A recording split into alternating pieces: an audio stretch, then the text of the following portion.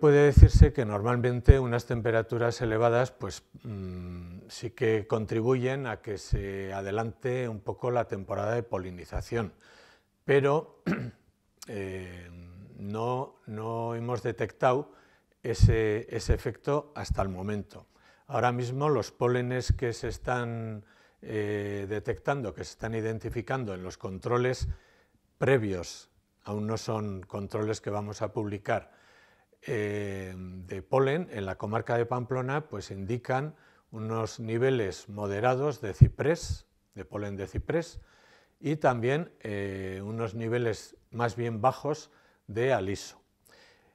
Esto, pues en la época que estamos, a finales de febrero, es bastante frecuente, no es nada excepcional y bueno, pues esperaremos un poco cómo evoluciona la meteorología en las próximas semanas, pues para poder hacer una previsión con más fundamento.